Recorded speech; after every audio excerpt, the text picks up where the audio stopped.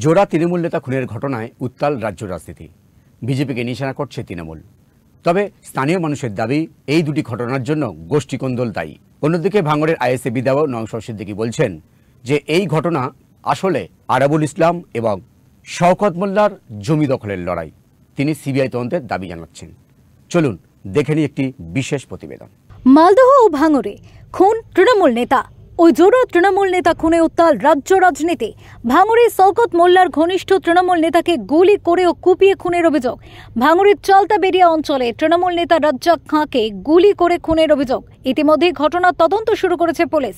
ক্যানিং পূর্বে তৃণমূল বিধায়ক শওকত মোল্লা বলেন, ভাঙড়ে আইএসএফ আশ্রিত দুষ্কৃতীরা এই ধরনের কাজ করছে। আমরা পুলিশকে জানিয়েছি এই দুষ্কৃতীদের অবিলম্বে গ্রেপ্তার করার জন্য। আমাদের বিধানসভা কমিটির সদস্য, আমাদের স্ট্রং লিডার, আইএসএফ আশ্রিত সমাজ বিরোধীরা এটা সম্পূর্ণ নওশাদ সিদ্দিকীর মদতে আজকে তাকে নৃশংসভাবে গুলি করে এবং তাকে কুপিয়ে খুন করা হয়েছে। ও বিকাল থেকে আমাদের দুটো মিটিং অ্যাটেন্ড করেছে, মিটিং করে ও বাড়ি ফিরছিল। পাল্টা শওকত মোল্লাকে নিশানা করেছেন ভাঙড়ের আইএসএফ বিধায়ক নওশাদ সিদ্দিকী। সিবিআই তদন্তে দাবি করেন তিনি। দেখুন, এই ধরনের ঘটনা রাজ্যের বিভিন্ন জায়গায় ঘটছে। শাসক দলের নিজেদের মধ্যে গোষ্ঠীকন্দল। আমি শুধু বলছি না, আপনি দেখুন ওই পরিবারের একজন কর্তা, আজকে তিনি বক্তব্য তার দেখবেন, তিনি বলেছেন সরাসরি এভাবে বলেছেন যে এটা গোষ্ঠীদ্বন্দ্বের শিকার হয়েছে। আর আমিও বলছি, যখন আমার কাছে খবর এসেছে, আমি যতটুকু খবর নিতে পেরেছি, যে এটা সম্পূর্ণরূপে গোষ্ঠীদ্বন্দ্বের শিকার হয়েছে। হয়তো শওকত মোল্লা সাহেব এই বিষয়টা অনেক কিছু জানেন। অন্যদিকে মালদার ইংরেজ বাজার থানা লক্ষ্মীপুর এলাকাতেও খুন তৃণমূল নেতা। মৃতের নাম আবু কালাম আজাদ। এই ঘটনায় দুজনকে আটক করেছে পুলিশ। মৃত ব্যক্তির পরিবারের দাবির সক্রিয় তৃণমূল কর্মী। এই ঘটনায় ইতিমধ্যে কাজীগ্রাম গ্রাম পঞ্চায়েতের তৃণমূল সদস্য মাইনুল শেখকে আটক করেছে ইংরেজ বাজার থানার পুলিশ। বিজেপির অভিযোগ, তৃণমূলের গোষ্ঠীকন্দল। এদের মধ্যে এই মাটির ব্যবসাকে কেন্দ্র করে, বড় মুনাফা তার ভাগাভাগিকে কেন্দ্র করে এদের মধ্যে গন্ডগোল বাঁধছে। এবং যে খুন করেছে সে তৃণমূলের গ্রাম পঞ্চায়েতের সদস্য, যাকে মারা হয়েছে সেও তৃণমূলের সদস্য, অ্যাক্টিভ সদস্য। স্বাভাবিকভাবেই এটা গোষ্ঠীদ্বন্দ্ব যেমন এটা কিন্তু যে ইললিগাল যে ব্যবসা তৃণমূল করছে, বা তৃণমূলের দলের সঙ্গে যারা যুক্ত, তারা যেভাবে অ্যাক্টিভভাবে এই সমস্ত ইললিগাল ব্যবসা করছে, জমি জায়গার ব্যবসাগুলো, তাদের সেই মুনাফার লাভের ভাগাভাগির গন্ডগোল থেকে এই ঘটনা ঘটেছে। 12 কি 12টা নাগাদ তখন আমার একটা পোতার কাছে ফোন গেল যে মাইনুল দল বললে আক্রমণ করে দেয় ওর উপরে। মাইনুলের ছেলে মাইনুল আক্রমণ করে দেহে, ওকে মেরে ফেলে দিল।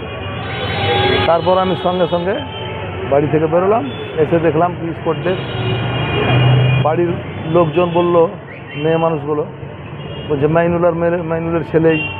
প্রসঙ্গত, যদিও রাজ্যের পুর ও নগর উন্নয়ন মন্ত্রী ফিরহাদ হাকিম বিজেপির দিকে অভিযোগের আঙুল তুলেছেন, সাধারণ মানুষ বলছেন রাজ্যে কেন রাজনৈতিক কর্মীরা খুন হচ্ছেন, পুলিশ প্রশাসন কেন এই ধরনের ঘটনা আটকাতে পারছেন না। বিজেপির অভিযোগ, মমতা বন্দ্যোপাধ্যায় প্রকাশ্যে শওকত মোল্লাকে বলেছিলেন, তোরা বোম মারিস। ব্যুরো রিপোর্ট, ওঙ্কার বাংলা। ভাঙড় ও মালদায় খুন তৃণমূল নেতা। উত্তাল রাজ্য রাজনীতি। মারছে তৃণমূল, মরছে তৃণমূল। নীরব দর্শক পুলিশ। কিন্তু কেন এই ধরনের ঘটনা কেন বারবার সামনে আসছে? কোথাও কি রাজ্য পুলিশ করতে ব্যর্থ হচ্ছেন? কি মনে করছেন সাধারণ মানুষ? চলুন দেখে নিই তারা কি মনে করেন। দেখুন, আমাদের দেশে, আমাদের রাজ্যে আজকে যা চলছে বলা খুব টাফ। ভেতরে যা চলছে, শুধু আমরা সাধারণ মানুষরা শুধু সব দিক থেকে আমরা তার এফেক্টেড হচ্ছি। এটা তো বলা খুব টাফ। শুধু এইটুকু জানি, আমরা সাধারণ মানুষ, আমরা এফেক্টেড হচ্ছি, যাই হচ্ছে তার রেজাল্ট হিসেবে।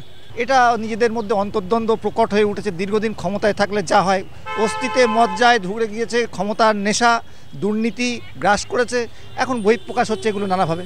পুলিশ দীর্ঘদিন ধরে আমরা দেখছি, একটা দল দীর্ঘদিন ধরে ক্ষমতায় আসীন থাকলে পুলিশ বাধ্য হয় বোধহয় দলদাস হয়ে যেতে। এক্ষেত্রে পুলিশ প্রশাসনিকভাবে নিরপেক্ষভাবে হাত খুলে খেলতে পারছে না। রাজনৈতিক প্রভাবের কারণে পুলিশকে একটা পক্ষই, শাসক পক্ষকে অবলম্বন করতে হচ্ছে। পুলিশকে দোষ দিয়ে লাভ নেই, দোষ হচ্ছে তাদের যারা পুলিশকে নিয়ন্ত্রণ করে, যাদের ইচ্ছা অনিচ্ছায় পুলিশ কাজ করে।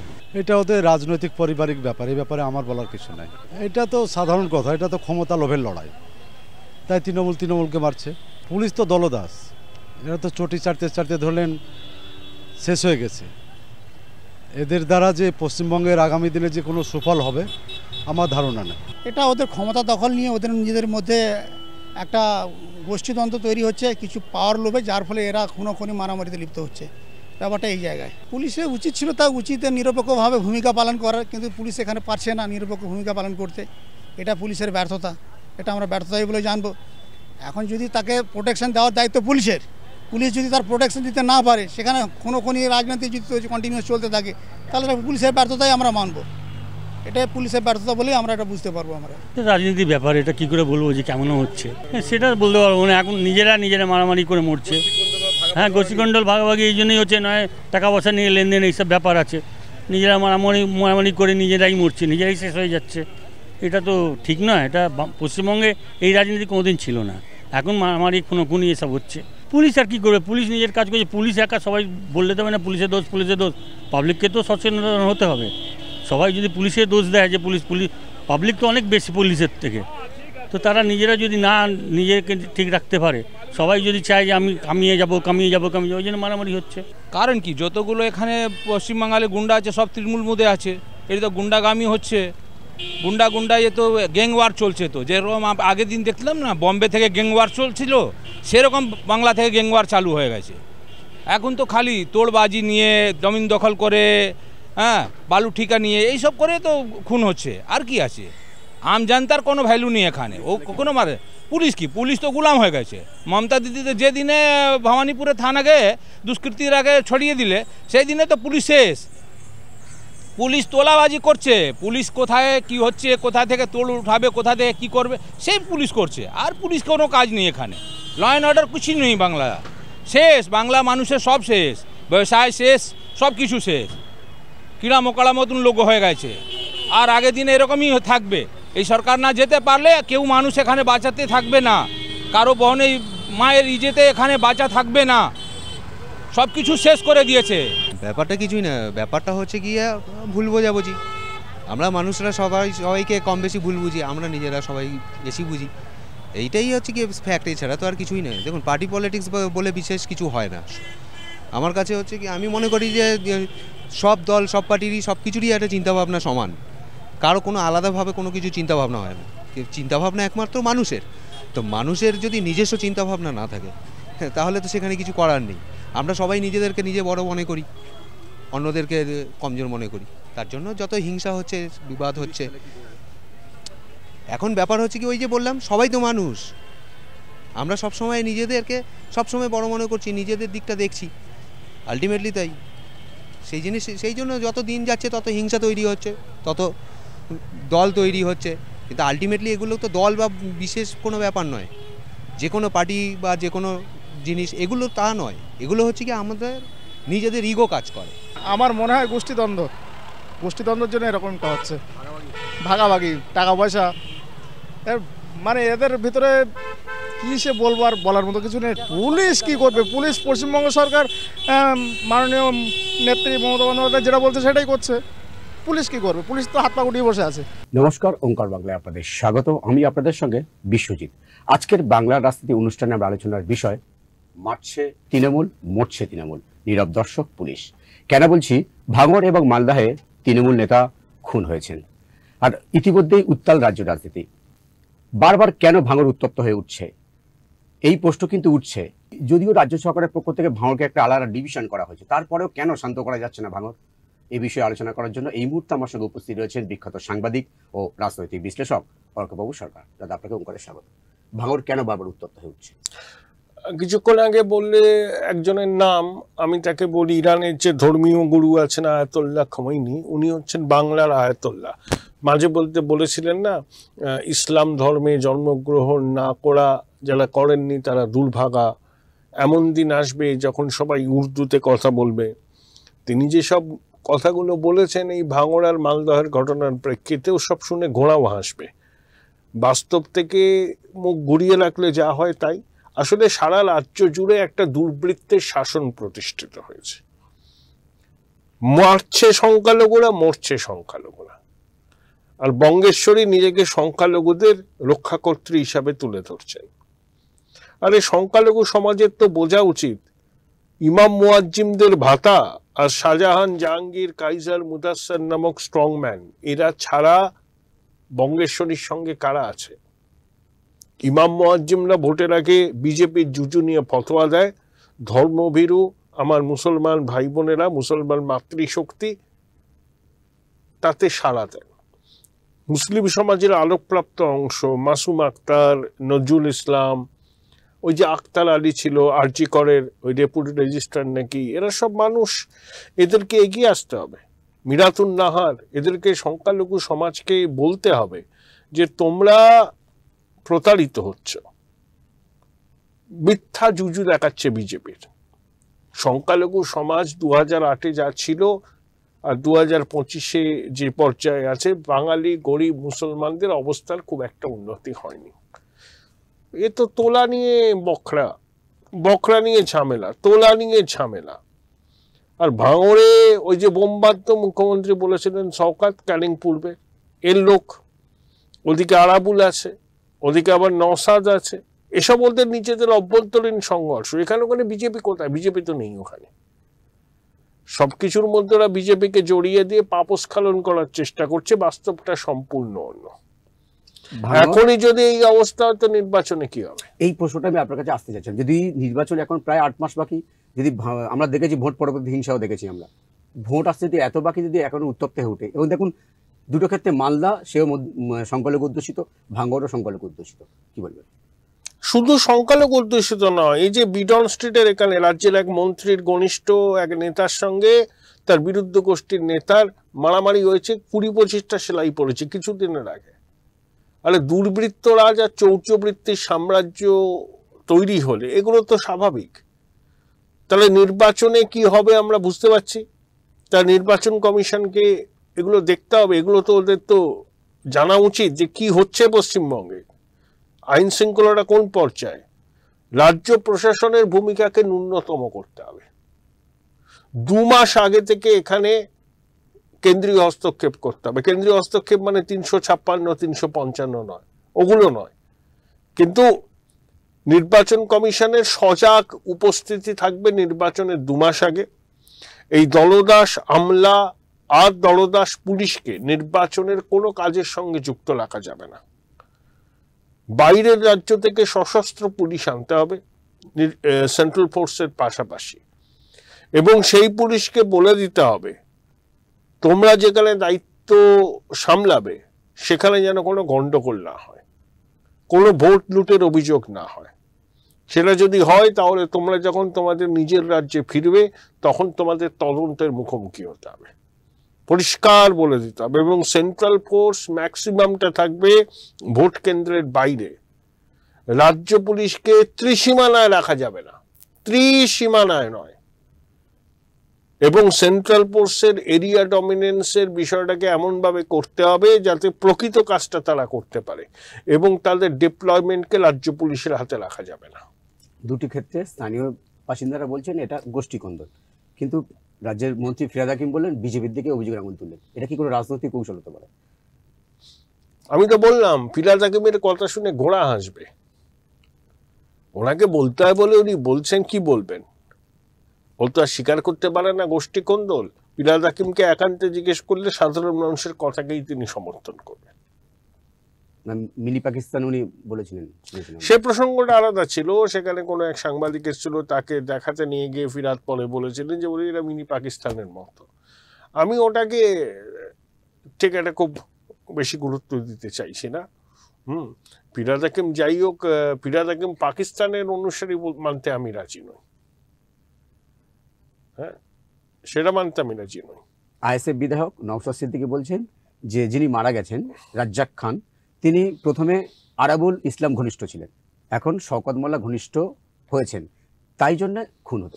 দুর্বৃত্তদের মধ্যে সংঘর্ষ, এলাকা দখলের লড়াই। শওকত আরাবুলকে শায়েস্তা করতে চাইছে, আরাবুল এটা মেনে নিতে পারছে না। দুদলের হাতেই বেআইনি অস্ত্র আছে, দুষ্কৃতি আছে। এই দুষ্কৃতীদের মধ্যে গ্যাংওয়ার টাইপের ব্যাপার। কিন্তু আমরা শুনেছিলাম দিদি তো রাজ্যের মুখ্যমন্ত্রী বলেছিলেন যে সব অস্ত্র উদ্ধার করতে হবে, কই উদ্ধার হলো? দিদিমণি অনেক কথা বলেন, যা বলেন তা করেন না, যা করেন তা বলেন না। ওনার কথাকে খুব একটা গুরুত্ব দেওয়ার কিছু আছে কি? রাজ্যের মানুষকে গুরুত্ব দেন? ওগুলো বলতে হয় বলে বলেন। ওই যে বলেছিলেন না, ওই শামশেরগঞ্জের পরে কি ঘটনা ঘটেছিল উনি সব জানেন, সব ফাঁস করে দেবেন। কতদিন হয়ে গেল, কিছুই ফাঁস করলেন না। কি করবেন? হাইকোর্ট নিযুক্ত কমিটি রিপোর্ট কি বলছে? কারা করেছে ওখানে? ওই ধুলিয়ান পুরসভার প্রাক্তন চেয়ারম্যান, স্থানীয় তৃণমূলের নেতৃত্ব এই ঘটনার সঙ্গে যুক্ত ছিলেন। হাইকোর্টের ইন্ডিপেন্ডেন্ট কমিটি, দেখুন মাননীয় মুখে কুলু পেটে দিয়েছেন। ওনার কথার খুব একটা গুরুত্ব দেবেন না। উনি শুধু ভোটটুকু বোঝেন আর সত্যি কথা খুব কম বলে। রাজ্যের বিরোধী একেবারে অভিযোগ করেন যে রাজ্যের পুলিশ দলদাস হয়ে গেছে। সত্যি কি তাই?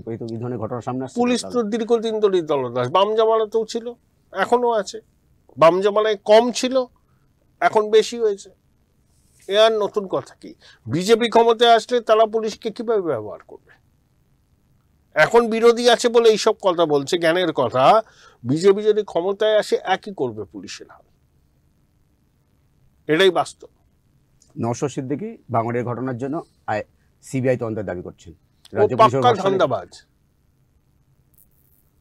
নওশাদের পোটেনশিয়াল ছিল, কিন্তু সব নৌকায় পা দিয়ে চলতে গিয়ে নিজের বিশ্বাসযোগ্য থেকে আজকে তলানিতে এনে ঠেকিয়েছে। ওইভাবে হয় না। পোটেনশিয়াল অনেকের থাকে, সেটাকে ঠিকভাবে কাজে লাগাতে হয়। ও 22 মিনিটে মুখ্যমন্ত্রীর সঙ্গে বৈঠক করে এলো। দেখুন, আবার নির্বাচনের আগে তৃণমূলের জোট সঙ্গী না হয়।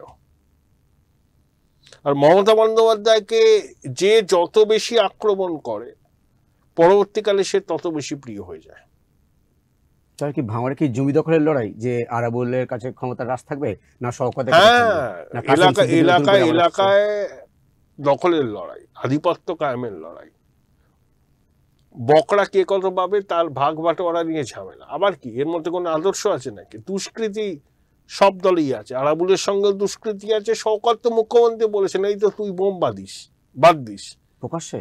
হ্যাঁ, তাহলে তো বুঝতেই পারছেন। রাজ্যের বিরোধী দলনেতা বলছেন যে পুলিশ এক চোখে দেখছে, তাই এই ধরনের ঘটনা ঘটছে। নতুন কথা কি? এইসব কথার কোনো মানেই হয় না, সবাই জানে। উনি নতুন কোনো কথা বলেননি। তাহলে কি মানে শান্তিপূর্ণ ভোট হওয়া কি সম্ভব নয়? ভোটের 8 মাস আগে যদি উত্তপ্ত হয়ে ওঠে মালদা, সম্ভব নয় কেন? নিশ্চয়ই নির্বাচন কমিশন সম্ভব করতে পারে। শুধু সেন্ট্রাল ফোর্স দিলে হবে না, রাজ্য প্রশাসনকে সম্পূর্ণ নিষ্ক্রিয় করতে হবে। বাইরের রাজ্য থেকে সশস্ত্র পুলিশ আনতে হবে। এই যে গোষ্ঠী কোন্দল বারবার সামনে আসছে, দল বা তৃণমূল কংগ্রেস কেন ওটা প্রতিরোধ করতে পারছে? কি করে করবে? সমস্যাটা ঠিক করবে না কি করে?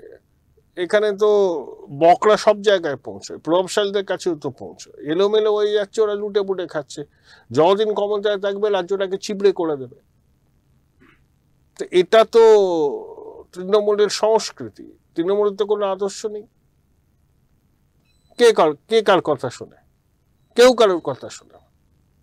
বহু গোষ্ঠী, আদি তৃণমূল, নব্য তৃণমূল, তৎকাল তৃণমূল, গেরুয়া তৃণমূল, লাল তৃণমূল, কত আছে।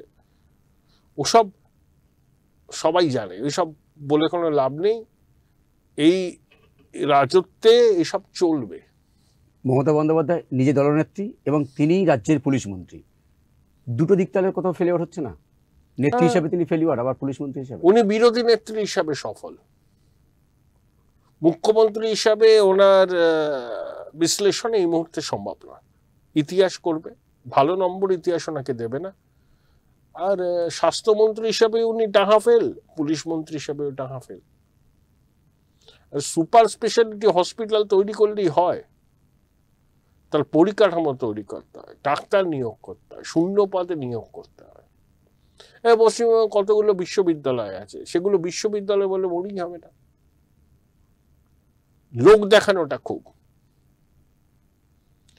কাজ, যেগুলো প্রকৃত কাজ মানুষের জন্য। শুধু লক্ষ্মীর ভান্ডার, কন্যাশ্রী তো শুধু কাজ নয়, কাজ হচ্ছে শিক্ষার হাল পেরানো। শিক্ষা তো একদম মায়ের ভোগে। স্বাস্থ্য খুব ভালো হাল, স্বাস্থ্যসাথী কার্ড ঠিক আছে, তা নিয়েও বিস্তর অভিযোগ। আর আইন শৃঙ্খলার কি অবস্থা সেটা আপনারা দেখছেন। ভাঙড় মালদার যে ঘটনা, সেটা অবশ্যই করে রাজ্যের যে পুলিশের প্রশাসনের যে হ্রাস, সেটা যে কতটা আলগা সেটা বারবার সামনে আসছে। দীর্ঘদিন ধরেই ছিল, এখন সবকিছু বেআব্রু হয়ে গেছে। আর কি করা যাবে, এটাই বাস্তব, এটা কি মানতে হবে। নির্বাচন যদি এগিয়ে আসবে এই ধরনের ঘটনা তাহলে আরো বাড়বে, কি আশঙ্কা করছে? কমার তো সম্ভাবনা দেখছি না। এই প্রশাসনের নিয়ন্ত্রণে যতদিন থাকবে বাড়বে। কেউ কারোর কথা শোনে না, পুলিশও সাহস করে দুষ্কৃতি দমন করতে পারে না। নির্বাচন কমিশন যত তাড়াতাড়ি সম্ভব ব্যাপারটাকে বুঝে যথোপযুক্ত ব্যবস্থা নেয়। অন্তত নির্বাচনের ঘোষণার আগে থেকে 2 মাস থাকতে হবে কমিশনে ফোর্সকে, এবং ফলাফল বেরোনোর পরেও থাকতে হবে। নির্বাচন এখনো প্রায় 8 মাস বাকি, তার আগে ভাঙড় এবং মালদহে তৃণমূল নেতা খুন। স্থানীয় মানুষ বলছে গোষ্ঠী কোন্দল। কবে ভাঙড় ঠান্ডা হবে, শান্তিপূর্ণ হবে, সেদিকে আমাদের অবশ্যই নজর থাকবে। আপাতত এই পর্যন্তই। অন্যান্য খবরের জন্য চোখ রাখুন ওঙ্কার বাংলায়।